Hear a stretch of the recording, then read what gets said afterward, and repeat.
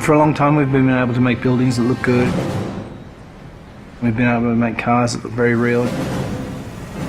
The level of realism goes up and up and up. With previous kind of technologies that you'd use, like facial motion capture, we didn't really ever feel that we could pull that off. You could never really tell whether someone was lying or not.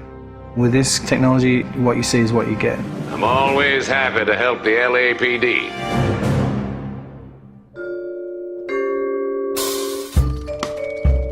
We started research on it about 5 years ago. Back then, only research groups were really doing it, this kind of 3D mesh generation from optical cameras. We thought that there might be some application for what we were doing, and this story is a detective story, so the believability of the actors' performances is key to gameplay.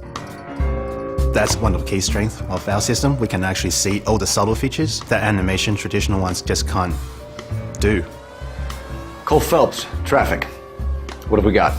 It's really acting a scene in two parts. The motion capture and then the motion scanning. The motion capture captures all the body movements and where people look, so it gives you all of the eye lines. Regulator valve. Good find.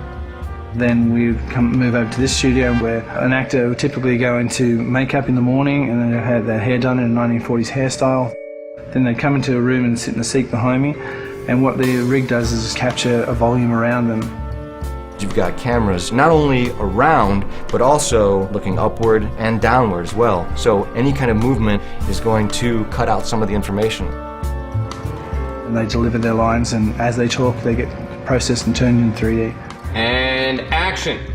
So the guys' names that I've been seeing doing the repairs on the heaters, they're fully licensed and accredited. We go from 2D videos to 3D meshes. I think you're lying, Rasic. I think some of your men aren't fully licensed. To compressed versions for the game. I think some of your men aren't fully licensed. You're desperate to cover your sales. The level of detail is just so high that they're just like a real person in life. You're gonna lose your wife and probably end up in the big house. I hope she was worth it.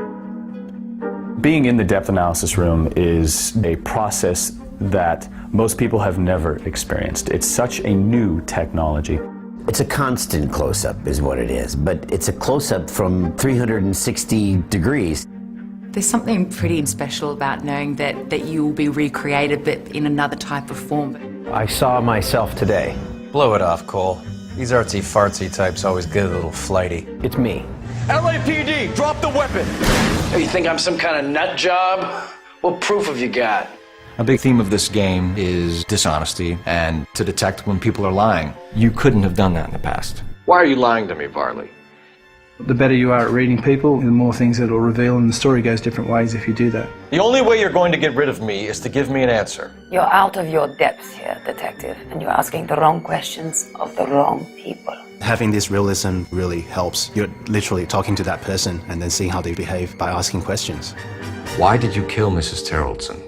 I have no recollection of the people I have killed. So what if I took a look around that car? You can't be accusing me of nothing. You've got the wrong guy.